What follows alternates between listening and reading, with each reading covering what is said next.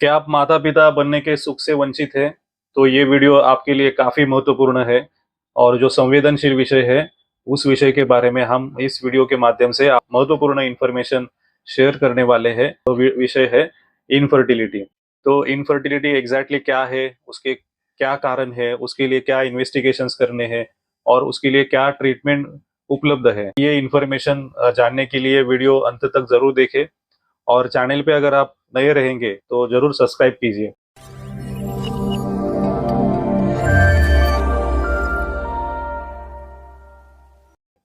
नमस्कार, मैं वैद्य रामदास गर्जे। पिछले 15 से 20 साल से इस विषय पे हम नवी मुंबई में आयुर्वेद के माध्यम से चिकित्सा कर रहे हैं और उसका काफी रुग्णों ने लाभ लिया है।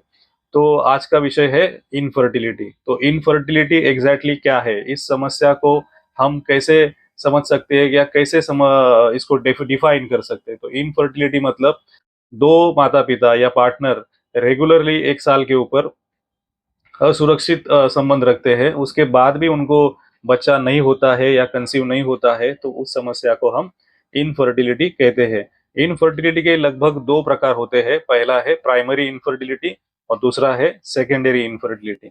व्यवहार में हम देखते हैं कि ऐसी समस्या जब उत्पन्न होती है तो प्रायः महिलाओं को ही ज्यादा ब्लेम किया जाता है या उनको ही दोषी ठहराया जाता है। तो ऐसी बात नहीं है। इस समस्या के लिए दोनों पार्टनर इक्वली इंपॉर्टेंट है, मतलब माता और पिता। तो इसके लिए एज पर डब्ल्यूएचओ के हिसाब से 40% male partner are responsible and 40% female partners are responsible, 20% are mix और इडियोपैथिक। सो जो 40% कारण है, उस कारणों के संबंध में पुरुष वंध्यत्व जो विषय है, अर्थात मेल इनफर्टिलिटी, तो उसके ऊपर हम आज जानकारी शेयर करने वाले हैं। तो मेल इनफर्टिलिटी एग्जैक्टली क्या है, वो क्यों उत्पन्न होती है और उसकी क्या समस्याएं होती है, जिसके रिस्क फैक्टर्स क्या होते हैं, कारण क्या होते हैं, ट्रीटमेंट क्या है, इसकी इंफॉर्मेशन हम आज शेयर करने वाले हैं। तो इसमें जो कारण है तो महत्वपूर्ण है कि शुक्राणु, उसकी गुणवत्ता, उसकी संख्या, उसके स्ट्रक्चरल डिफेक्ट और ये कारणों से मेल इनफर्टिलिटी की समस्या निर्माण होती है। तो इसमें जो रिस्क फैक्टर्स है, तो पहला रिस्क फैक्टर है ओबेसिटी। तो ओबेसिटी काफी इसमें प्रॉब्लम करता है, जिसके कारण लाइफस्टाइल डिसीजेस है और वो फर्टिलिटी करने में असमर्थ होते हैं। उसके लिए ओबेसिटी इसका पहला रिस्क फैक्टर जो है वो महत्वपूर्ण है और इसके लिए काफी विचार करना जरूरी है। दूसरा जो है डायबिटीज, अगर अनकंट्रोल डायबिटीज है, उसकी दवाई या उसके कारण न्यूरोपैथी तैयार होती है, तो उसके कारण मैथुन करने में असमर्थता, इरेक्टाइल डिस्फंक्शन, ये समस्या भी उत्पन्न होती है और ये फर्टिलिटी करने में असमर्थता तैयार करता है। इसके बाद जो है जो व्यक्तियों को क्रॉनिक इन्फेक्शन की दवाई चालू है, स्टेरॉइड्स चालू है, या जो व्यक्ति धूप में ज्यादा काम करते हैं, उष्णता के संपर्क में ज्यादा काम करते हैं, या जो व्यक्ति रेडिएशन के संपर्क में ज्यादा है, जैसे हॉस्पिटल्स में जो एमआरआई, सीटी स्कैन का डिपार्टमेंट रहता है, रेडियोलॉजी डिपार्टमेंट है, एक जेरोक्स मशीन है, यहाँ काम करने वाले लोगों को ये समस्या होती है। इसके अलावा जो लोग ज्यादा टाइट इनरवेयर्स पहनते हैं, उनको भी ये समस्या हो सकती है। और जो व्यक्ति वर्क फ्रॉम होम काम कर रहे हैं और लैपटॉप को अपने गोद में लेके पैरों पे लेके काम कर रहे हैं, उसकी उष्णता से भी ये समस्या हो सकती है। तो हमने रिस्क फैक्टर के बारे में बात की। अभी हम बात करते हैं इसके एग्जैक्टली कारण क्या है, कौन से कारण है जिसके कारण पुरुष वंध्यत्व की समस्या तैयार हो जाती है। तो इसमें कारणों में पहले देखेंगे तो बायोलॉजिकल कारण से। तो बायोलॉजिकल कारण में महत्वपूर्ण है सीमेन, दैट इज स्पर्म की गुणवत्ता। तो ओलिगोस्पर्मिया एक पहला इसमें पॉइंट है कि ओलिगोस्पर्मिया मतलब सीमेन की में स्पर्म की मात्रा 15 मिलियन तक या उसके ऊपर होनी चाहिए। उसके नीचे रहती है, कम होती है, तो हम उसे कहते हैं ओलिगोस्पर्मिया, मतलब शुक्राणु की कमतरता की। दूसरी बात जो है वो है अजोस्पर्मिया। तो अजोस्पर्मिया में डेफिनेटली उसमें काउंट जो है वो जीरो होता है। अगर काउंट जीरो है तो फर्टिलिटी तो हो ही नहीं सकती। उसके बाद है अस्थियानोस्पर्मिया, और ज्यादा महत्वपूर्ण है कि उसके एनाटॉमिकल प्रॉब्लम्स क्या है, स्ट्रक्चरल डिफेक्ट्स क्या है, स्पर्म के माइक्रोस्कोपिक कैरेक्टर्स क्या है। और स्पर्म जो है शुक्राणु, उसको क्या है कि उसको ट्रैवल करना है सर्विक्स तक आफ्टर इजैकुलेशन, और सर्विक्स से ले से उसे यूटरस और फिर फॉलोपियन ट्यूब तक जाना है। और उसके बाद वो स्त्री बीज अर्थात ओहम से संयोग करके फर्टिलाइज होने वाला है। ये सारी गतिविधि को पार करने के लिए उसको जो महत्वपूर्ण है गतिशीलता अर्थात मोटिलिटी। मोटिलिटी इसमें काफ़ी महत्वपूर्ण बात है। अगर मोटिलिटी कम रहती है तो डेफ़िनेटली ये फर्टाइल नहीं होगा और फर्टाइल नहीं होगा तो कंसीव नहीं होगा। तो मोटिलिटी इसके लिए अगर कम रहती है तो वो में काफ़ी बाधा उत्पन्न करेगा। इसके आगे जो महत्वपूर्ण कारण है, वो कारण है हार्मोनल कारण। अभी हार्मोनल कारण क्या-क्या है? तो हार्मोनल डेफिशिएंसी या इम्बैलेंस कौन से हार्मोन है इसमें?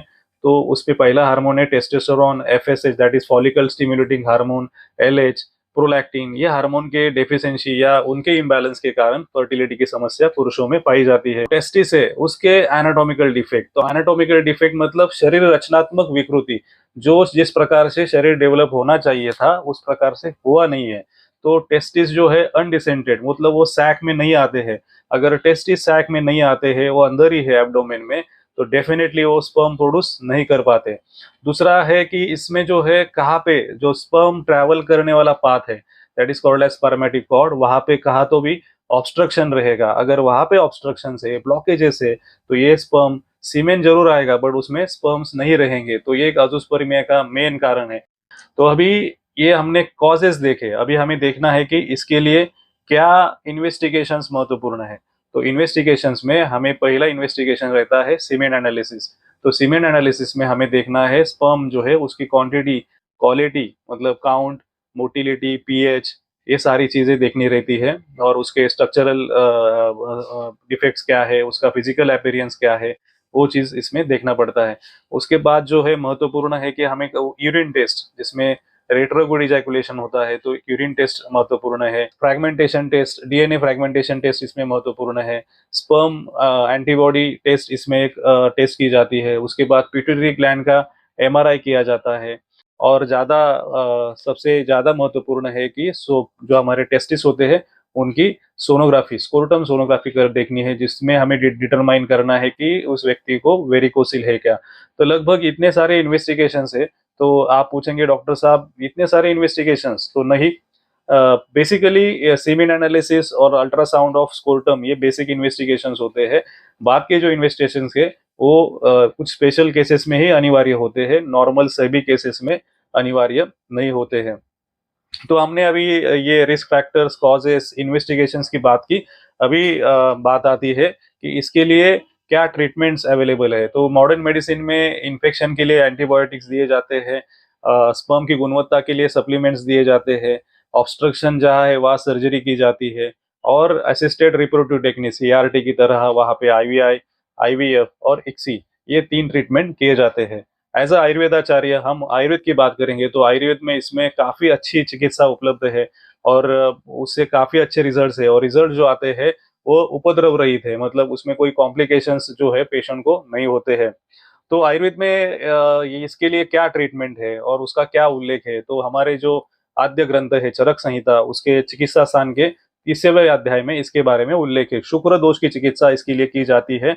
पुरुष वंध्यत्व की चिकित्सा करने के लिए प्रायः कोई भी व्यक्ति हमारे क्लिनिक में या कोई भी आयुर्वेद डॉक्टर के क्लिनिक में आता है तो उसके लिए पहला है कि उसकी केस स्टडी की जाती है, डिटेल हिस्ट्री ली जाती है, medical problem, surgical history, family history, सबका स्टडी करके, क्लिनिकल एग्जामिनेशन करके, आयुर्वेद की प्रकृति परीक्षण और जो धातु परीक्षण है, ये सब चीज़ों का स्टडी करके उनको जो इन्वेस्टिगेशन मैंने बताए वो इन्वेस्टिगेशन का स्टडी करके उनका आयुर्वेदीय पद्धति से डायग्नोसिस अर्थात निदान होता है। और वो निदान के हिसाब से ट्रीटमेंट प्लान तैयार होता है। तो वो ट्रीटमेंट प्लान तैयार होने के बाद प्रथम चिकित्सा जो है शुद्धिकरण अर्थात पंचकर्म चिकित्सा। तो पंचकर्म चिकित्सा इसमें लिए काफी महत्वपूर्ण है। शरीर का शुद्धिकरण करके जो दोष फर्टिलिटी के लिए बाधा उत्पन्न कर रहे हैं उनको शरीर के बाहर निकालना, ये पंचकर्म का मतलब अर्थात डिटॉक्सिफिकेशन का मुख्य उद्देश्य होता है। तो कौन से पंचकर्म इसके लिए महत्वपूर्ण है। तो पहला पंचकर्म है वमन, दूसरा है विरेचन, तीसरा है बस्ती। ये 3 पंचकर्म इसमें काफी महत्वपूर्ण है। तो बस्ती के और अलग प्रकार होते हैं जिसमें वृष्य बस्ती और उत्तर बस्ती। इसके अलावा उपकर्म से शिरोधारा, अभ्यंगम इसका भी उपयोग किया जाता है।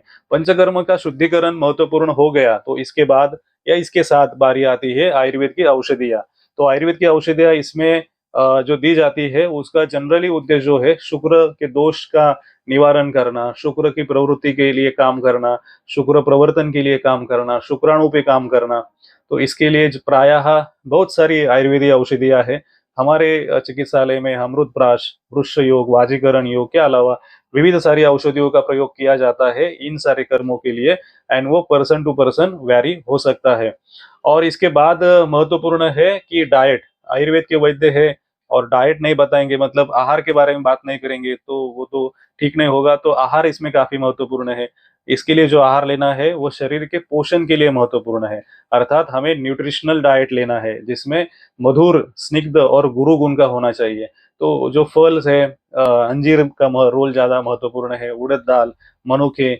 इसके अलावा क्या नहीं खाना है, तो इसके लिए अति लवण मतलब ज्यादा सॉल्टी नहीं खाना है, जंक फूड, फास्ट फूड इनका सेवन नहीं करना है। दिनचर्या की बात करें तो इसमें रात को जागरण करना, दिन में सोना, ये चीजें नहीं करनी है। अगर ये सारी चीजें करती है तो हमें डिजेनरेटिव चेंजेस शरीर में होंगे, वात वृद्धि होगी और फर्टिलिटी के लिए जो उपयुक्त वातावरण है वो तैयार नहीं होगा। अभी बात करेंगे इसके लिए कौन से योगासन करने हैं, उसका क्या रोल है। तो डेफिनेटली शरीर को नवनिर्माण करना है, रिप्रोडक्शन करना है, तो उसके लिए आसन काफी महत्वपूर्ण है। शुरुआत करेंगे सूर्य नमस्कार से, प्राणायाम इसमें महत्वपूर्ण है और मेडिटेशन तो काफी महत्वपूर्ण है क्योंकि स्ट्रेस मैनेजमेंट उससे अच्छा होता है।